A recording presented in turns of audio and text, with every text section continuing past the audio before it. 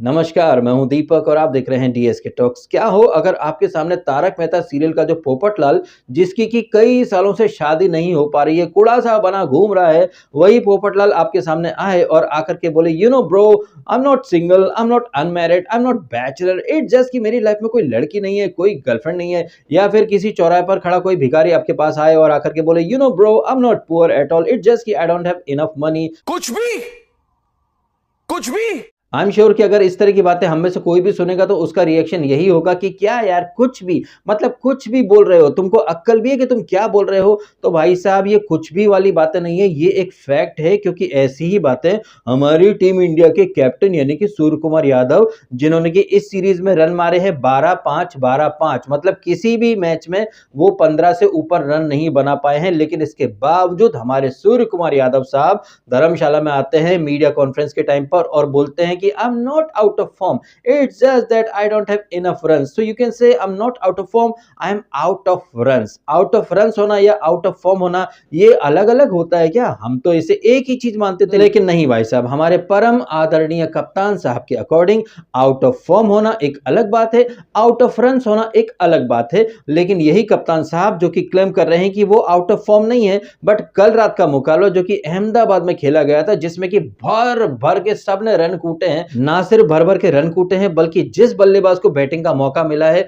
उसने भाई साहब इस मौके को दोनों हाथों से गुपचने की भर भर के कोशिश करी है। जैसे कि संजू सैमसन, जो कि बीते काफी दिनों से बाहर बैठा हुआ था, कल उसे मौका मिला तो भाई साहब वो अभिषेक शर्मा से ज्यादा अच्छी हिटिंग करके गया है। कहने का मतलब यह है मेरा कि हमेशा अभिषेक शर्मा जो है ना, वो इनिशिएटिव लेता है हिटिंग करने का, उसका स्ट्राइक रेट सबसे ज्यादा होता है, बेहतरीन होता है। लेकिन कल for a change Sanju Samson एक इनिशिएटिव लेता है और अच्छी खासी हिटिंग करता है। संजू और अभिषेक शर्मा दोनों को ही तगड़ी स्टार्ट मिली थी, लेकिन दोनों ही तगड़ी स्टार्ट को एक बड़ी इनिंग में कन्वर्ट नहीं कर पाते हैं। 30-35 बना करके चले जाते हैं, लेकिन बाद में भाई साहब तिलक वर्मा और कुंफू पांड्या आते से ही पहली बॉल पर छक्का, उसके बाद छक्के पे छक्का, चौके पे चौका, और फिर बाद में यही कुंफू पांड्या जो है वो बॉलिंग के टाइम पर एक विकेट और ले जाता है उस अहमदाबाद की क्राउड के सामने, जिस अहमदाबाद की क्राउड ने भर भर के एक बार चिढ़ाया था, बू करा था इसको, हार्दिक पांड्या को। लेकिन हार्दिक पांड्या का वक्त बदल चुका है, और एक बार जब इंसान का वक्त बदल जाता है, उसकी किस्मत बदल जाती है, तो फिर सामने वाले इंसान के जज्बात,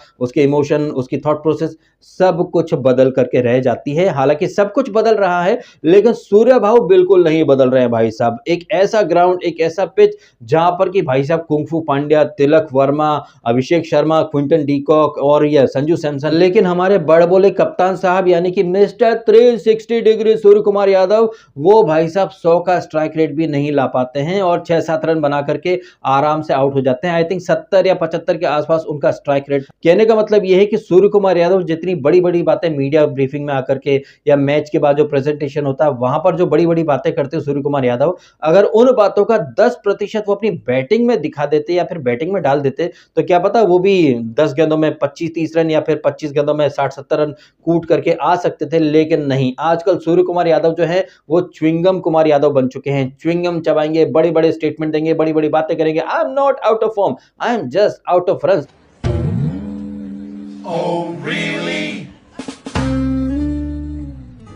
एनीवेज, अब थोड़ी देर के लिए हम अपने कप्तान यानी कि च्युइंगम कुमार यादव से अपना ध्यान हटाते हैं और बात करते हैं साउथ अफ्रीका के कैप्टन यानी कि एडन मार्करम की, जो कि धर्मशाला T20 में पराक्रम दिखा करके आए थे। तो यहां पर उनका फ्लॉप होना लाजमी था, ना सिर्फ बल्ले से बल्कि टॉस के टाइम पर ही भाई साहब ये फ्लॉप हो गए, क्योंकि दुनिया जानती है कि साउथ अफ्रीका की टीम जब चेस करने उतरती है तो 10 में से 9 मैच तो ये हार ही जाते हैं। लेकिन इसके बावजूद एडन मार्करम जो है वो टॉस जीतते हैं और पहले फील्डिंग का फैसला करते हैं उस मैदान पर, उस पिच पर, जहां पर कि फर्स्ट इनिंग का एवरेज स्कोर ही 230 के ऊपर है। और फिर टॉस जीत करके पहले फील्डिंग करने का फैसला कितनी बुरी तरह से एडन मार्करम एंड टीम के ऊपर भारी पड़ा, ये तो हम सब ने देख ही लिया। और इन सबसे ऊपर एक बहुत बड़ी बात कि कल के मैच में साउथ अफ्रीका के पास एक जबरदस्त मौका था सीरीज को लेवल पर लाने का, क्योंकि हमारी टीम इंडिया 2-1 से आगे चल रही थी। अगर साउथ अफ्रीका वाले पहले बैटिंग करते तो क्या पता वो लोग भी 230-235 आराम से बना सकते थे, क्योंकि आपने देखा क्विंटन डीकॉक और वो ब्रेविस क्या अच्छी हिटिंग कर रहे थे। ये तो भला हो वरुण चक्रवर्ती की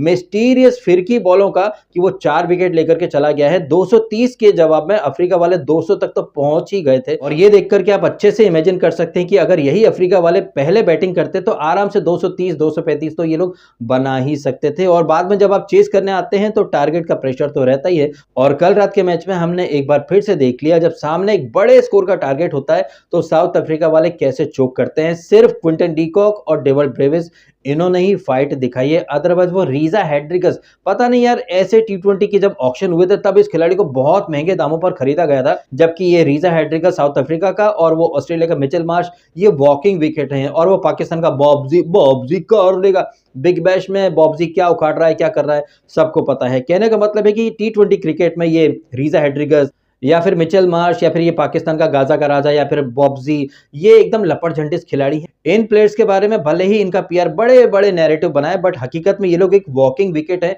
जो कि अपना विकेट ऐसे ही गिफ्ट करके चले जाते हैं। कल भी आपने देखा एक एंड से क्विंटन डी कॉक हिटिंग कर रहा था, लेकिन रीजा हेड्रिक्स भाई वो टाइम ही नहीं कर पा रहा था बॉल्स को। और फिर इवेंचुअली वही हुआ जो कि हमने अक्सर देखा है, जब भी सामने वरुण चक्रवर्ती या कोई स्पिनर आता है तो रीजा हेड्रिक्स जो है वो अपना विकेट थ्रो कर देता है। और उसके बाद तो भाई साहब तू चल मैं आता हूं और अहमदाबाद की फेवरेट डिश क्या खमन ढोकला वो खाता हूं। एक के बाद एक विकेट गिरते चले जाते हैं। हालांकि वो मार्को येंसन और ये कॉर्बिन बॉश ये थोड़ा सा मतलब एक फाइट लेने की कोशिश करते हैं, लेकिन सामने बुमराह था। बुमराह भाई साहब एक ऐसा मैच जिसमें टोटल 400 सुपर रन बने, लेकिन इस बंदे ने 4 ओवर में सिर्फ 17 रन दिए हैं, 2 विकेट लिए हैं। और फिर विकेटों की बहती गंगा में हार्दिक पांड्या, अर्शदीप इन्होंने भी अपने हाथ धो लिए थे और हमारी टीम जो है वो आराम से 30 रन से ये मुकाबला जीत जाती है। अब टीम इंडिया जीत गई है तो भैया हमारे जो ब्लेंडर हैं कप्तान साहब के वो भी छुप गए हैं। कहना गलत नहीं होगा कि हमारे जो बाकी के जो खिलाड़ी हैं ना, चाहे वो अभिषेक शर्मा हो, हार्दिक पांड्या हो, बुमराह हो, अर्शदीप हो, वरुण चक्रवर्ती या फिर कुलदीप यादव, ये ऐसे खिलाड़ी हैं जो इतना दमदार परफॉर्मेंस दे रहे हैं कि उनके परफॉर्मेंस के पीछे सूर्य कुमार यादव यानी हमारे कप्तान और हमारा गुल्लू बॉय यानी कि वाइस कप्तान, उनके ब्लेंडर जो है वो छुपे जा रहे हैं। कहना गलत नहीं होगा कि हमारे ये जो 4-5 खिलाड़ी हैं ये अपने शोल्डर पर कैरी कर रहे हैं सूर्य कुमार यादव को, जबकि देखा जाए तो सूर्य कुमार यादव और शुभमन गिल इन दोनों की ही जगह टीम इंडिया में नहीं बनती है, लेकिन इसके बावजूद एक को कप्तान बनाया जाएगा, एक को वाइस कैप्टन बनाया जाएगा और फिर इन्हीं दोनों को इंडियन क्रिकेट का पोस्टर बॉय बना करके बड़े बड़े एड बनाए जाएंगे। Fearless cricket, sky ball sky ball sky ball.